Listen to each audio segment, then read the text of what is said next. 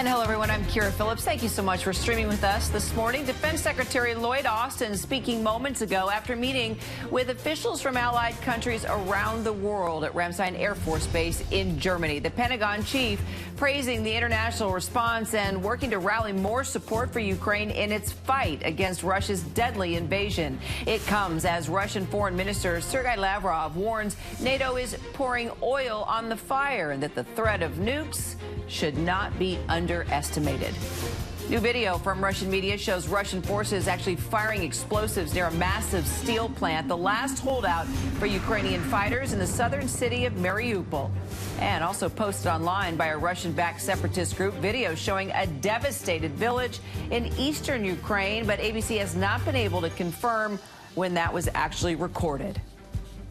Meanwhile, Secretary of State Antony Blinken says the Ukrainians have won the battle for Kyiv and that Russia's failure will serve as a warning to those who would follow in its path. Secretary Blinken made the comments today while testifying before the Senate Foreign Relations Committee after returning from his trip to Ukraine with Defense Secretary Lloyd Austin.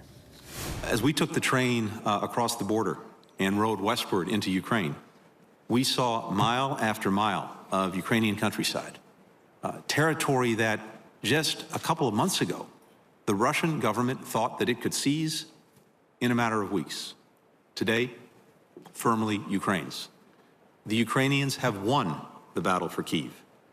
And for all the suffering that they've endured, for all the carnage that Russia's brutal invasion continues to inflict, Ukraine was and will continue to be a free and independent country.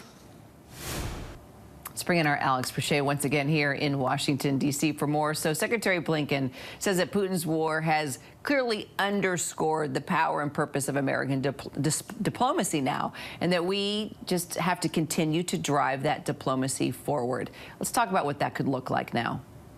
Well, Kira, I think first and foremost, it looks like continuing to fund Ukraine militarily, and then also continuing to encourage our allies to do the same, both militarily and humanitarian aid. And we heard that from Defense Secretary Austin just moments ago, talking about how these nations, these allies, all gathered in Germany to hear him speak, that it sends a powerful signal. He commended Germany's decision to send some 50 Cheetah anti-aircraft systems. He commended the British government's announcement to provide Ukraine with additional anti-aircraft capabilities, and also Canada for announcing that it will send Ukraine armored vehicles, 8 armored vehicles, which again, it's probably a drop in the bucket compared to some of the aid that the U.S. has provided to Ukraine. But still, these things add up, and they help the Ukrainians in their conflict with Russia.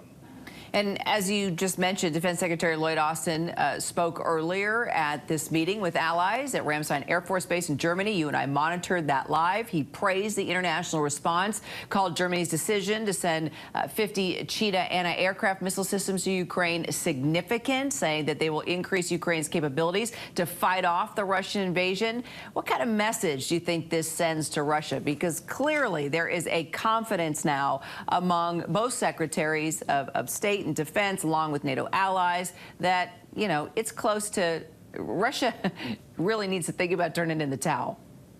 Well, Kira, I think, you know, the biggest message that it sent, especially whenever we hear these comments from the Russian foreign minister about the threat of a nuclear war. Well, the U.S. is moving straight ahead with continuing to fund the Ukrainians with the military supplies, and also encourage our allies to do the same. So that threat of a nuclear possibility is falling kind of flat this morning. But something else that Defense Secretary Austin brought up was that Russia ultimately, after this conflict is over, is going to be weaker than whenever it started. You talk about all the casualties that they've suffered, all the military equipment that they've lost, and then you couple that with a lot of these sanctions. They're not going to be able to replace this military equipment. They're going to have a harder time replacing what they've lost since the start of this war with Ukraine. Well, and Russia's foreign minister also saying that NATO is essentially waging a proxy war here on Russia by supplying weapons to Ukraine. So how seriously do you think the Biden administration is taking these threats from Russia when it comes to nukes? Well, look, Kira, I mean, I think, look, it was clear that at the start of this conflict, the Biden administration was very, very tactful in the verbiage that it used and also the messages that it was sending. You heard this repeated hard line, no boots on the ground in Ukraine because they were worried that would escalate into World War III, a nuclear war potentially, that no-fly zone was a hard line no because they were worried about it escalating into another world war, potentially nuclear war. But here today, seeing both from Anthony Blinken and also Defense Secretary Lloyd Austin in Germany, really kind of reinforcing America's support militarily for Ukraine and also encouraging our allies. Those threats now, at least the threats that we heard from the foreign minister of Russia yesterday, seem to be falling on deaf ears. All right, Alex Boucher will continue to monitor all the developments, of course. Thank you. And we are learning new details from the release of thousands of text messages revealing Trump's inner circle communications, specifically involving his former chief of staff, Mark Meadows, and what was said on those violent and deadly days surrounding the January 6th insurrection. Chief Washington correspondent John Carl has the latest. One of the newly revealed text messages says that some of Donald Trump's staunchest allies in Congress wanted him to declare martial law to prevent Joe Biden from becoming president. The text was sent from Congresswoman Marjorie Taylor Greene to former White House Chief of Staff Mark Meadows, one of many text messages, first reported by CNN, that Meadows turned over to the January 6th committee. In our private chat with only members, Greene wrote to Meadows, several are saying the only way to save our republic is for Trump to call for martial law. I don't know on these things. I just wanted to tell him they stole this election. We all know they will destroy our country next. That message was sent on January 17th, just 3 days before Trump left office. The text messages, which sources who have seen the material turned over to the January 6th committee tell ABC News are authentic, include numerous texts from January 6th of Republicans close to Trump who were pleading with him to do something to stop the attack on the Capitol. Amidst the assault, even Marjorie Taylor Greene texted Meadows, quote, "Please tell the president to calm people. This isn't the way to solve anything." Former Trump chief of staff Reince Priebus texted in all caps, "Tell them to go home." And Donald Trump Jr. begged Meadows to push his father to make a statement, texting, "He's got to condemn this expletive ASAP. The Capitol Police tweet is not enough." The text messages also show that some in Trump's inner circle were raising questions about his bogus claims that the election was stolen. Jared Kushner texted Meadows this fact check, showing that Trump's claims that election workers in Georgia had suitcases stuffed with ballots was a lie. And keep in mind that these are only the text messages that Mark Meadows voluntarily turned over to the January 6th committee. There are many, many others that the committee has not seen because Meadows refused to turn them over, citing executive privilege. Kira? All right, John Carl, appreciate it. Now to that major ruling from a federal judge on the situation at the border, blocking the Biden administration from rolling back a policy put in place under the Trump administration that allows migrants seeking asylum to be expelled due to the COVID emergency. Our chief White House correspondent, Cecilia Vega, has the latest from the White House for us. Hi, Cecilia. Hey, Kira. Yeah, so this is that Trump-era policy, and it's now been used more than 1 million times to expel migrants at the border. And opponents of Title 42 say that the order basically used COVID as an excuse to keep immigrants out of the country. The administration had planned to lift it come May 23rd. People who wanted to keep Title 42 in place say lifting it would have led to a major influx of migrants at the border. Even, frankly, the administration has conceded that lifting Title 42 could lead to as many as 18,000 border crossings a day, up from about 8,000 right now. So the White House really has been under a lot of pressure on this one. Republicans turning it into a political attack. House Minority Leader Kevin McCarthy, he was at the border yesterday. He had his cameras there in tow with him. They're right now hailing this order by this federal judge as a victory for border security. And frankly, even some members of the president's own party and allies have pushed him to keep this order in place. But here's the opposition. Immigration advocates say it's time to stop using public health as a reason to expel migrants who are seeking asylum. They're calling on the administration to fight back against the ruling.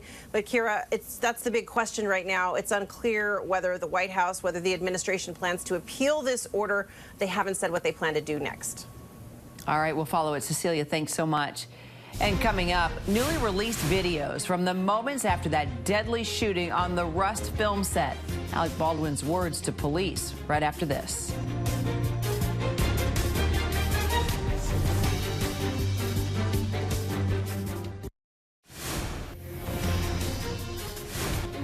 Welcome back. I'm Kira Phillips. So glad you're streaming with us today. North Korea showcasing what appeared to be a display of its newest, most powerful intercontinental ballistic missile, plus a fiery speech from its leader, Kim Jong-un, as he vows to ramp up his nukes, threatening to use them if provoked, saying if any forces attempt military confrontation with North Korea, they will be perished.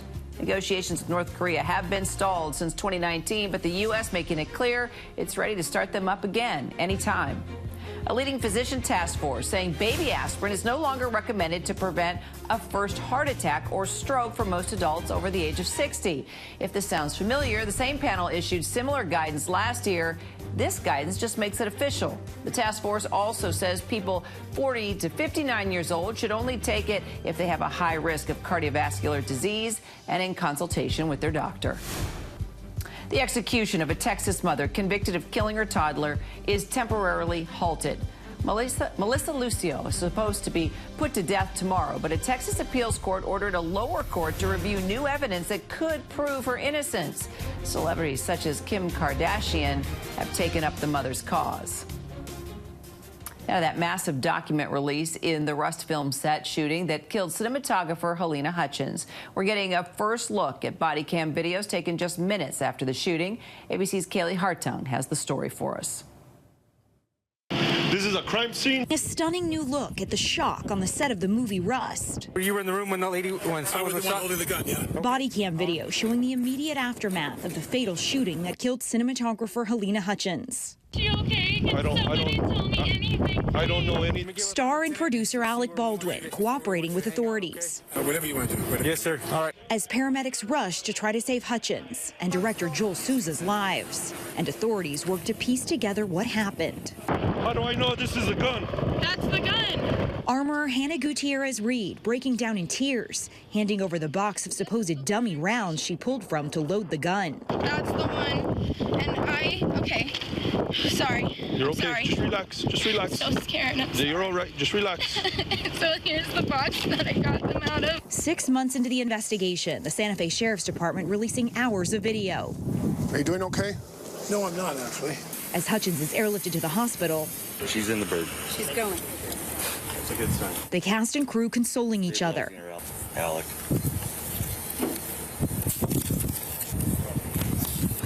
Before some are taken to the sheriff's office for questioning, including Baldwin. We're just going to go over the rights she's going to read these to you. My only question is, am I being charged with something? No, we're just interviewing.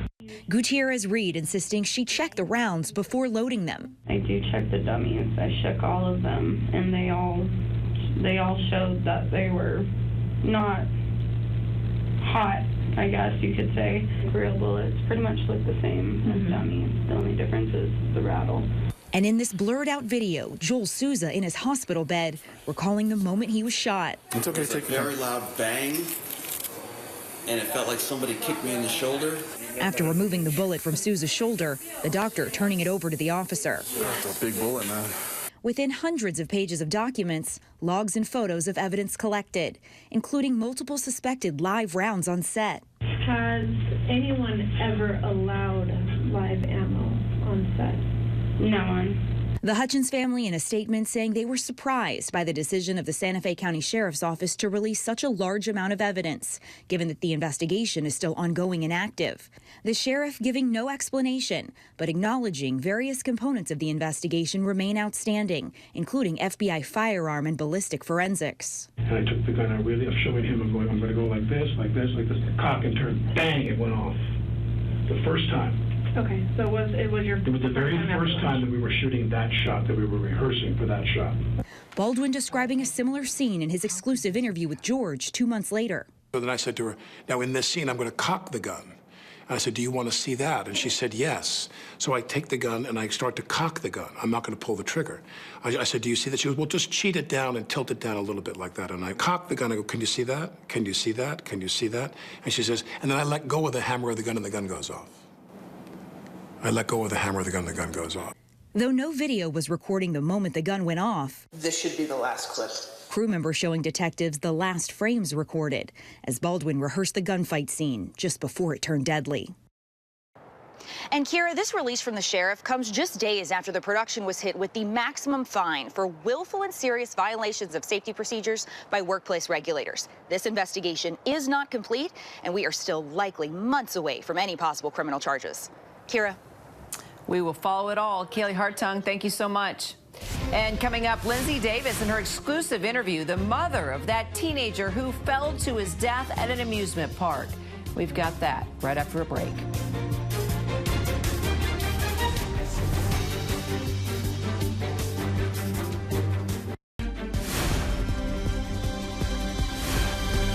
And welcome back. We are now hearing from the grieving mother of that young boy, 14 years old, who fell to his death last month at a Florida amusement park.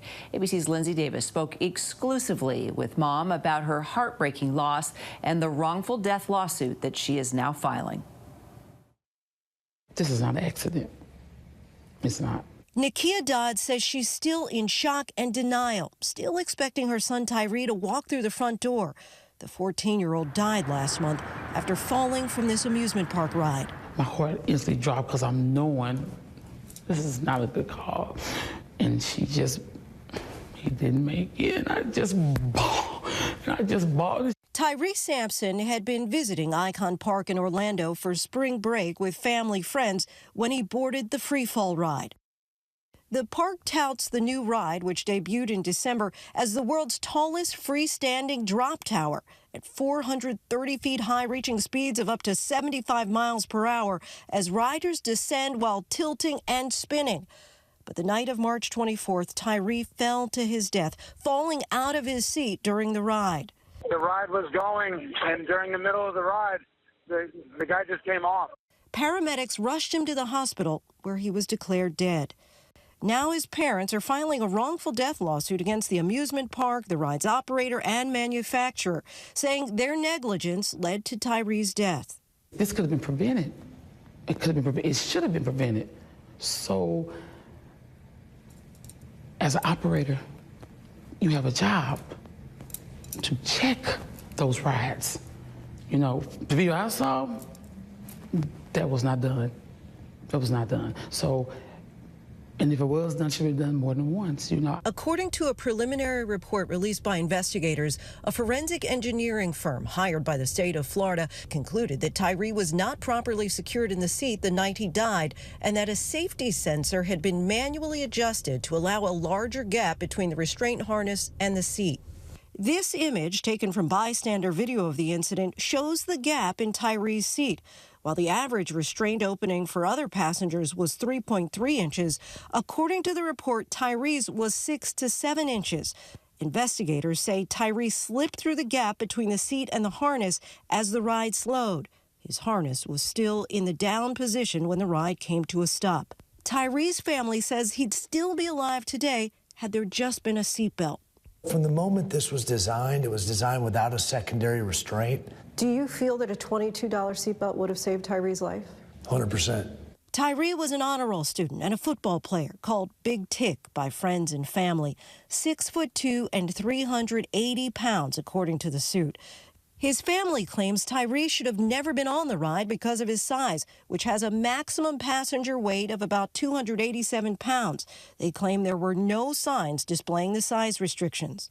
You feel that this could potentially be criminal? Law enforcement should be looking forward to it, and I probably expect that to come about. An attorney for the ride's operator, Orlando Slingshot, released a statement to ABC News saying they are fully cooperating with the investigation and that all protocols, procedures, and safety measures provided by the manufacturer of the ride were followed. Apparently, there's social media video that was posted of this. Have you seen it? Yes. Again, as a mother that had to go through this, I heard different stories, And I was told, no, don't watch it, don't watch it. I had to. She says her rationale for filing the lawsuit is to try to prevent this from ever happening again. I want the ride going, because it shouldn't have taken a child or anyone to lose their life to put laws in place. This could have been prevented. What is keeping you together? Family. I have a 9-year-old daughter. I have to, you know, as much as it's eating me up and inside, still have to be strong for her. The Orlando freefall is now closed pending a full investigation. Mom's attorney says the bottom line here is negligence, and they also want to figure out who manipulated the sensors on the ride prior to the night of March 24th. Kira. Our Lindsay Davis. Lindsay, thank you so much. And we now turn to a TikTok user who's going viral for getting people to post how much money they make. The whole thing sparking a debate about sharing your salary with others. ABC's chief business correspondent Rebecca Jarvis has the story. I work in education policy. And how much do you make? I make $57,000. From teachers to engineers, Hannah Williams is pulling out all the stops to find out how much you make. I'm a sales engineer. And how much do you make? $145,000. Salary Transparent Street has over 250,000 followers and millions of views on TikTok. My goal really is to encourage people not only to be transparent themselves, but to also take initiative and realize that they're doing themselves a disservice by not understanding how much they should be making. Her mission to promote equal pay through transparent conversations. When I graduated, I had student loan debt. I had debt I owed my parents from my failed startup. So I just got off on a really bad foot and I couldn't figure it out as I went along. I feel like I would have had a lot easier time growing professionally if I had people around me who were just as transparent as I've been. The 25-year-old, now a senior data analyst, says she went from making $40,000 to $115,000 in under 3 years. I just kept thinking, I can't ask the president of big corporation America to get on board with the value of transparency. And I just figured I'm going to go on the street and I'm going to try to do this myself and get people to talk about it. Do you like what you do? I love what I do. Awesome. So passion over money, is that your driving force? Yes, but we like the money as well. So, of course, a huge pro of having this information is having the information. The more you know, the better decisions you can make. But you have to be careful how you use the information. The most important thing when going into negotiation is to be prepared, be able to share specifically what you contribute to the company. Have a list of notes. That's great. Be able to share why you are valuable, why you deserve that raise. It's important to focus on you and why you're an asset, not why someone else is making more money. Additionally, it's important to consider that a lot of factors go into salary negotiations and that just because someone tells you their salary doesn't necessarily mean they're telling the truth. Kira? Rebecca, thanks so much. And you deserve a raise every day. I'm Kira Phillips. Stay with us here on ABC News Live as we continue with all the news, context, and analysis.